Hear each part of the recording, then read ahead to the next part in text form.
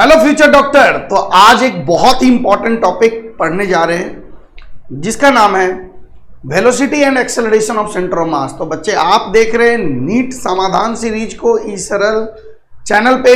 ई सरल NEET channel को subscribe कर दें क्योंकि इस टाइप के बहुत सारे सीरीज और बहुत सारे रिलेवेंट वीडियो से आपका नीट क्रैक हो सकता है।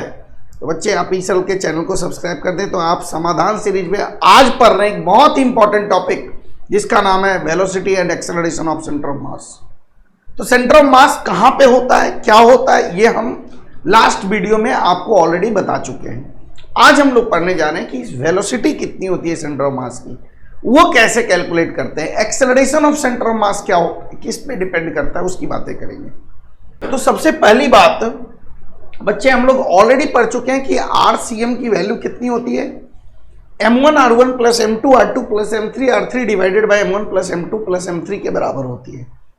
उसी ढंग से अगर मैं बात करूं तो वेलोसिटी ऑफ सेंटर ऑफ मास की बात करूं तो velocity of centre of mass का फॉर्मूला क्या होता है बताइए। तो अगर आप इसको डिफरेंशिएट करेंगे तो m1 v1 plus m2 v2 plus m3 v3 divided by m1 plus m2 plus m3 के बराबर होता है। That is the velocity of centre of मास। उसी ढंग से अगर हम बात करें acceleration of centre of mass का तो वो क्या होता है बताइए, m1 a1 plus m2 a2 plus m3 a3 divided by m1 plus m2 plus m3 के बराबर होता है। तो these are the formulas which are related to the velocity centre of mass, velocity of centre of mass and acceleration of centre of मास।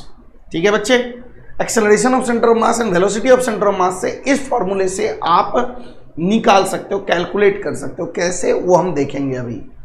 अब सबसे पहली बात ये आती है कि सपोज कीजिए कि मान लीजिए कि m1 है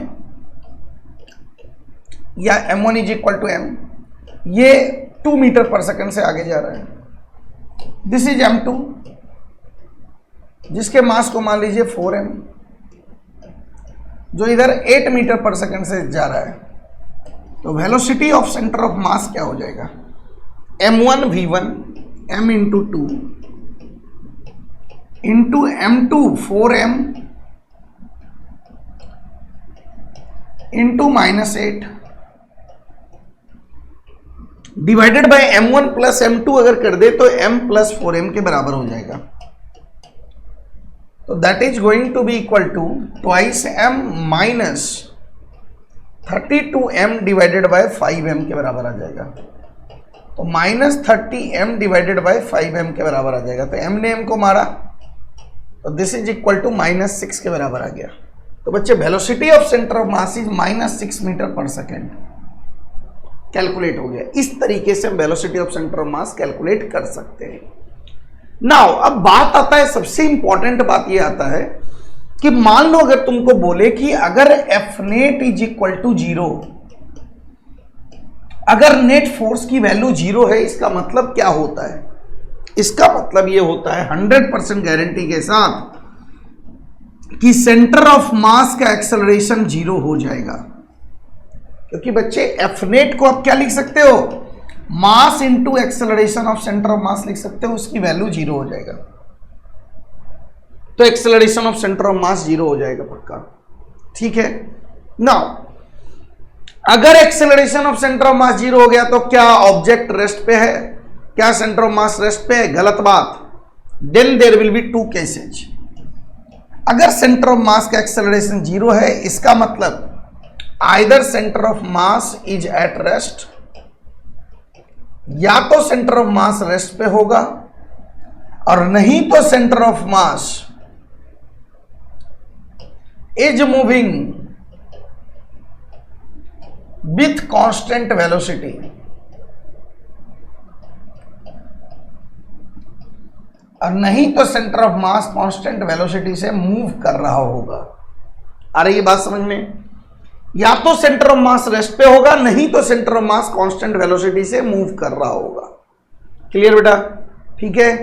तो इसलिए एक्सेलरेशन ऑफ सेंटर ऑफ मास 0 होने का मतलब 2 होता है, या तो रेस्ट पे centre of mass, velocity of centre of mass is 0, और नहीं तो centre of mass is moving with constant velocity.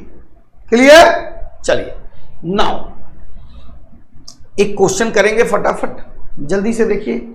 जैसे वेलोसिटी ऑफ सेंटर ऑफ मास आपको फाइंड करना है, तो देखिए हम क्या करेंगे, इसको कंपोनेंट ले लेंगे। इधर कंपोनेंट आ जाएगा 25 cos 37, cos 37 इज बेसिकली 4/5, तो दिस इज 20 मीटर पर सेकेंड। इसका कंपोनेंट आ जाएगा 25 sin 37, sin 37 इज 3/5, तो दिस इज 15 मीटर पर सेकेंड।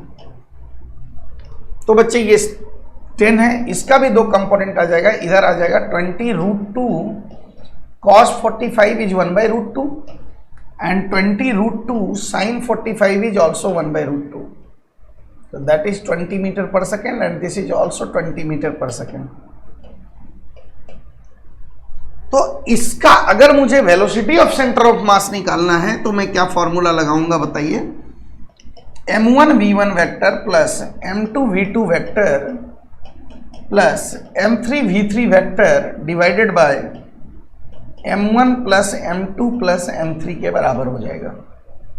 ठीक है, तो बच्चे m1 की value 1 kg, what is v1 vector बताइए? तो 20 i cap plus 15 j cap, m2 की value 3 kg and v2 vector is minus 10 j cap, m3 is 2 kg and v3 vector is minus 20 i cap plus 20 j cap divided by total masses. तो 1 kg plus 3 kg plus 2 kg that is equal to 6 kg। तो बच्चे इसको आपको solve करना पड़ेगा। कैसे solve करेंगे? ऐसा सवाल मत पूछिए। 20, 15, ये माइनस 30 है, ये 40 है, तो i कैप में आ जाएगा माइनस 20 i कैप, ये है 15 और ये है माइनस 30 और वो है 40, तो 15 प्लस 40 इज 55, में से 30 माइनस कर दीजिए 25, है ना? तो plus 25 j cap divided by 6। ठीक है, that is going to be the answer, that is going to be the velocity of centre of mass. इसी तरीके से अगर एक्सेलरेशन होगा तो वेलोसिटी के जगह पे हम एक्सेलरेशन पुट कर देंगे and we can calculate acceleration of center of mass. But most important point for you कि बच्चे आप इस चीज को पक्का ध्यान रखना कि सेंटर ऑफ मास रेस्ट पे होगा, नहीं तो centre of mass uniform velocity से मूव करेगा when net external force is 0, जब सिस्टम पे नेट एक्सटर्नल फोर्स 0 लग रहा होगा। ठीक है, तो ये आज हम लोग पढ़े velocity of centre of mass and acceleration of centre of मास। बच्चे इसी तरीके से एक एक माइन्यूट कंसेप्ट को पढ़ते जाएंगे, रिजॉल्व करते जाएंगे। नीट में 150 मार्क्स प्लस फिजिक्स में स्कोर करना ही करना है, तभी आप 650 स्कोर कर सकते हो, अदरवाइज पॉसिबल ही नहीं है, क्योंकि फिजिक्स में सबसे ज्यादा आप फंसते हो। 150 प्लस स्कोर करना ही करना है किसी भी तरीके से। तो इसी तरीके से नीट के प्यार सीरीज को फॉलो करें, जिसमें आपको बताया जाता है कि आखिर किस टॉपिक का क्या इंपॉर्टेंस है, क्या वेटेज है, और उसके साथ साथ नीट समाधान सीरीज को भी फॉलो करें और एक माइन्यूट टॉपिक को क्लियर करते जाएं, हर एक डाउट को क्लियर करते जाएं। इसी तरीके से आगे बढ़ते रहें। Wish you all the best, मां चाहते रहें ऑल द बेस्ट।